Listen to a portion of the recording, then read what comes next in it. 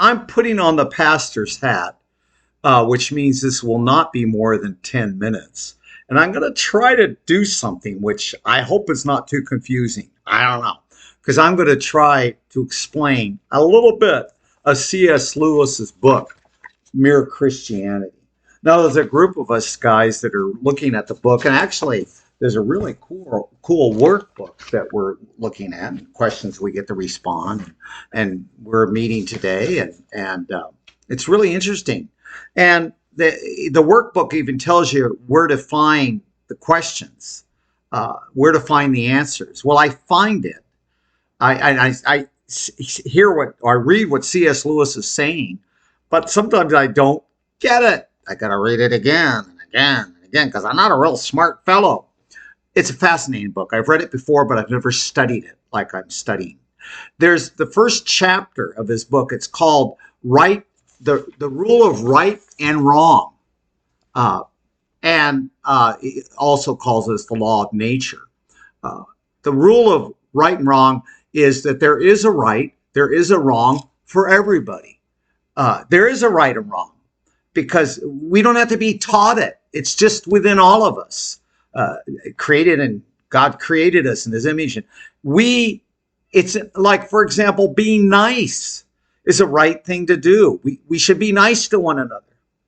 We should be kind to one another. We should be loving to one another. That's not something that's taught us. It's something ingrained in us. By the way, there's wrong things. We know it's wrong to drive a car. Well, it was really wrong for me driving a car, but to hit a guy in the crosswalk. That's wrong. We don't do that. It's a wrong thing to do. It's wrong for me to get a gun and just go shoot people because I want to. No, there's a right and wrong in all of us. In fact, there are morals that is ingrained in all of us. And some will say, and it's really interesting in this book, some will say, no, you can't say this is right or wrong. It depends on where you live. You can't say that there's universal morals for all of us. No, it depends your culture, where you live, the country you live. You know, that determines that.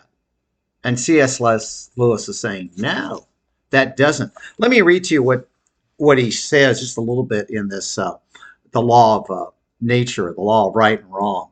And I'll talk about the law of human nature in a minute. He says, if anyone bothers to compare the moral teachings, say the ancient Egyptians, Babylonians, Hindus, Chinese, Greeks, and Romans, what they will generally strike them is how much alike they are to each other and to ours. There's a lot of similarities. I want to give you a beautiful example of this, and to drink a little drink here, my tea. Let me give you an example of how this became real to me. Early in my ministry, there's a couple that wanted me to marry them. Now, her folks were really active attendants. She came now and then, and normally we have like 2 or 3 meetings to, first I just want to get to know them. I want to meet the guy. That'd be a good thing to do if I'm going to do marriage. Be nice to meet the guy. And I'm going to call him Fred. I don't remember his name, but so they came into my office. I knew her. She came once in a while to worship with us, not all the time. And she goes, "Oh, this is my fiance, Fred. And he's a Hindu." Now, that didn't freak me out. I'm going, "Oh, okay." And Fred and I got to talking. It was really interesting. And then actually we met a second time because we're going to talk more about what to do in the wedding and everything. Fred and I were just getting along really well. And we still are getting along and we're connecting, the teachings of Hinduism. I said, well, Jesus taught that back and forth. The difference being us as Christians, mere Christianity, is that we believe that Jesus is God and Hindus don't. But a lot of similar teachings, and we're getting along great. She, at the second session, even was very defensive, very angry at me. And I'm going, I don't know what. Fred and I are getting along great. Well, they went over they left that, and we're going to meet one more time to really talk about the details of the wedding. And they left, and I'm sitting there going, I don't think I could marry them because, and it wasn't Fred being Hindu. She and I were just not connecting, you know? And I called up the dad. I knew I had their number. They're members of our church and all that stuff. And actually, it was Fred that answered the phone, the fiance, the guy that was a Hindu. And he goes, hi, Pastor. Hi, Pastor. And I go, Fred, I'm really enjoying connecting with you and connecting. But somehow, Anne, or whatever his name, I can't remember her name, if, she and I are not connecting. He goes, I noticed that. She was very angry, very defensive, wasn't she? And I go, yes, she was. And, well, I understand why you can't marry us, and that's okay, Pastor.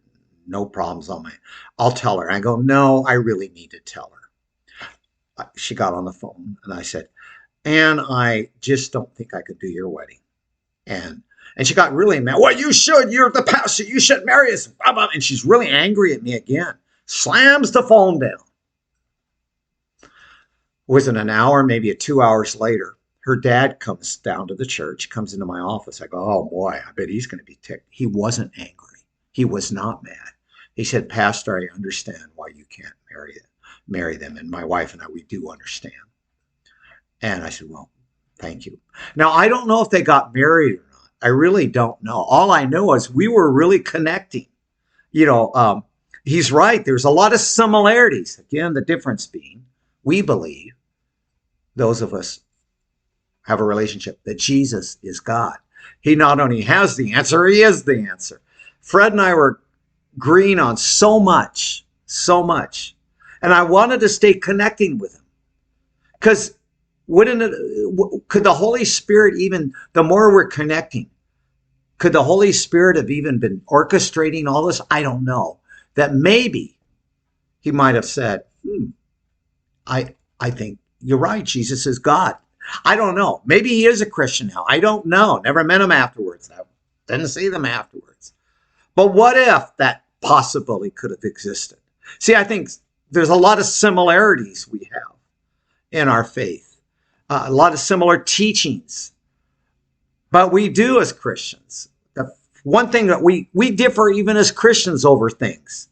But the one thing that we don't differ on is that Jesus is Lord and Jesus is God. We don't differ on that. By the way, he talks about the law of human nature. Now, this is interesting because we have a nature about us. We can choose we can make a decision. We can choose to follow the right or follow the wrong. We can choose that. We can choose to walk with Jesus or not walk with him.